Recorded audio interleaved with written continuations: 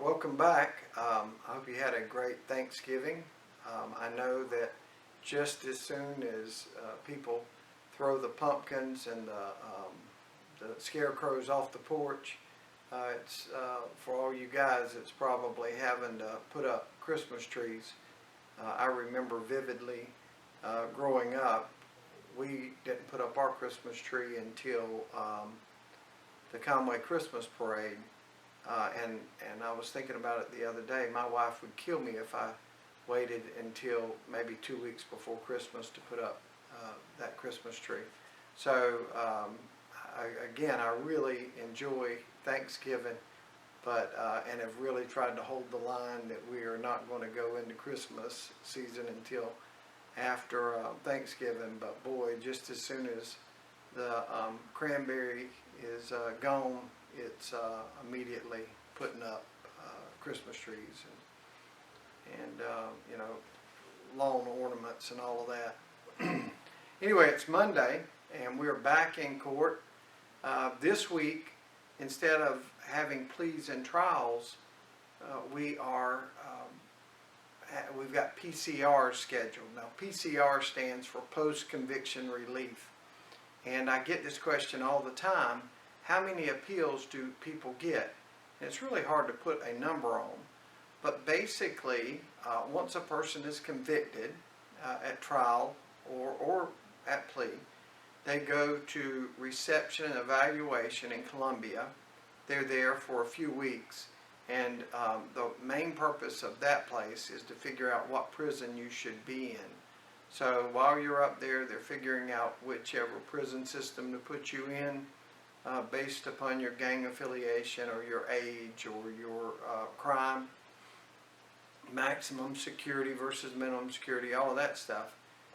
Once you get to the prison, they give you a packet of paper and a pencil. Or apparently this, I don't know for sure, but as soon as people get up there, they start appealing everything: their plea, their trial. And an appeal is you're saying the judge or the prosecutor screwed up. I wouldn't be in here if the prosecutor or the judge didn't screw up. And that is heard at the Court of Appeals and then sometimes at the Supreme Court of South Carolina. But if those two courts say, no, the judge didn't screw up, the prosecutor didn't screw up, your appeals are denied.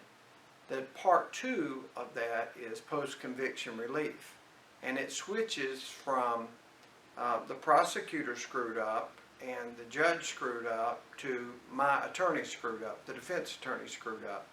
So that's what post-conviction relief is the defendant saying, I wouldn't be in this mess but for my defense attorney not knowing what he was doing.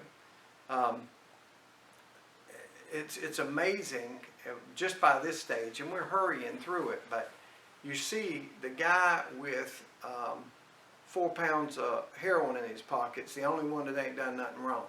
The judge is screwed up, the prosecutor screwed up, the defense attorney screwed up.